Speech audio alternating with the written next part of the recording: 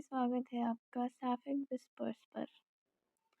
तो आज हम कहानी कंटिन्यू करेंगे जिसका नाम है ये पहली बार तो नहीं का चैप्टर 4। तो जैसा कि अब अभी तक आप लोगों ने देखा कि आन्या और गीतांजलि लाइब्रेरी से एक ही छाते के नीचे वापस आए थे। आन्या अपने रूम के विंडो के पास बैठी थी। स्केचबुक खुली थी उसके सामने, पर उसका मन उसमें ज़्यादा टिक नहीं रहा था। दिमाग बार बार कल रात लाइब्रेरी की यादों में चला जाता। और आज शाम जब वो चेंज करके अपनी चाय के साथ सिट आउट पे आई थी, तब से एक अजीब सी बेचैनी थी। उसे खुद समझ नहीं आ रहा था कि ये कैसी फीलिंग है। दूसरी तरफ गीतांजलि कपूर अपने बंगलों के बड़े रूम में थी। उसने एक सिंपल सा कॉटन अनारकली पहना था, पैरों में घुंघरू बांध रही थी।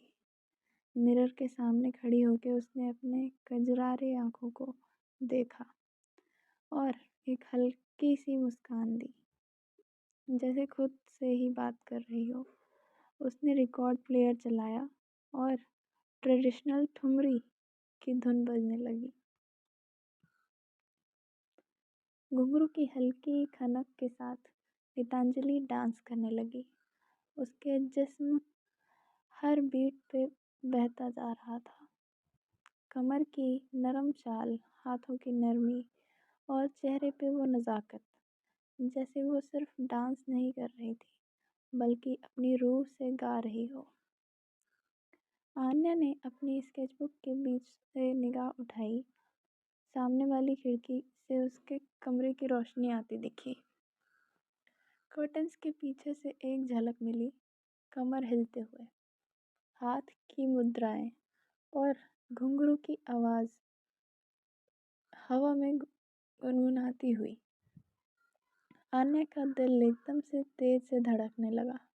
उसने कभी किसी को इतना खूबसूरत डांस करते नहीं देखा था। स्केचबुक के पेपर पर उसने बस एक हल्का सा आउटलाइन बना दिया, एक नरमी भरा कर्व जो अभी अभी उसने देखा था। तभी अचानक बिजली चली गई। सारा महल एक पल में अंधेरे में डूब गया। आन्या ने चौंक के अपना पेन गिरा दिया और उसी वक्त सामने के कमरे में एक छोटी सी रोशनी जली, एक कैंडल की। कैंडल की रोशनी में गीतांजलि और भी अलग लग रही थी। उसके चेहरे के शार्प फीचर्स, उसकी आंखों की चमक और कैंडल के शैडो में उसके बदन का हर एक कर्व अलग ही कहानी कह रहा था। डांस अब धीमा हो गया था, जैसे वो कैंडल से ही बात कर रही हो, अपनी तन्हाई को घुंघरू और रोशनी के साथ भर रही हो। आन्या ने खिड़की की ग्रिल पकड़ के और जोर से देखा। उसकी सांस तेज हो रही थी। उसके दिल के अंदर कुछ नया सा जन्म ले रहा था, न समझने लायक, न बयान करने लायक। और गीतांजलि जो अंधेरे कमरे में कैंडल की रोशनी के साथ नाच रही थी, खुद को भी समझ नहीं पा रही थी कि ये आज डांस किसके लिए है।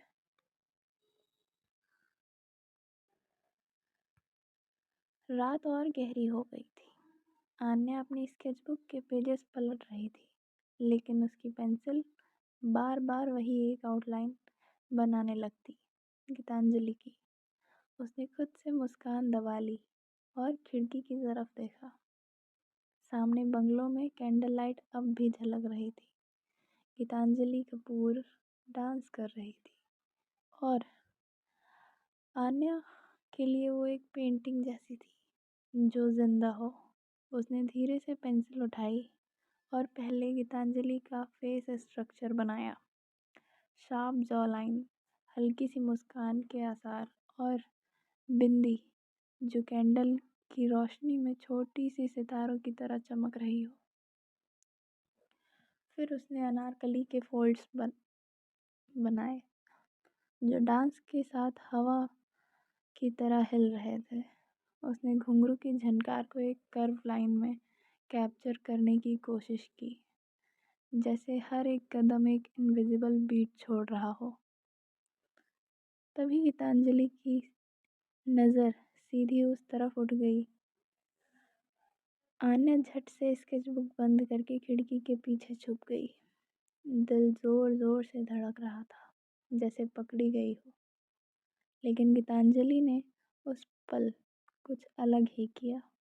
उसने पर्दे को और ज़्यादा खोल दिया, पूरे पर्दे को, और बिना रुके अपना डांस कंटिन्यू किया, जैसे खुद को और अपने मूव्स को आन्या को दिखाना चाहती हो, या शायद बस ये तस्दीक करना चाहती हो कि कोई उसे देख रहा है।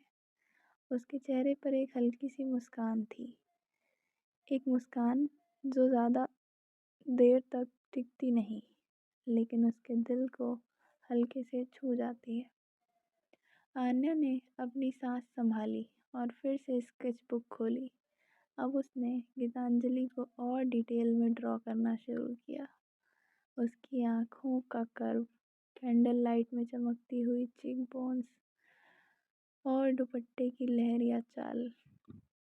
उसके स्ट्रोक्स और कॉन्फिडेंट होते जा रहे थे, जैसे अन्य को अपनी म्यूज़ मिल गई हो। और जब गीतांजलि का एक तेज स्पिन हुआ, कैंडल की रोशनी ने उसके चेहरे को पूरा गोल्डन बना दिया। आन्या ने वही एग्जैक्ट पल कैप्चर कर लिया, और उसके स्केच के पेपर पर अब बस एक औरत की तस्वीर नहीं थी, बल्कि एक रूहानी छवि थी, गीतांजलि कपूर, जो सिर्फ देखने वाले के दिल में जगह बनाती थी। आन्या मन ही मन खुश हो गई, जैसे गीतांजलि ने बिना कुछ कहे उसे अपनी दुनिया में एक कदम अंदर बुलाया हो।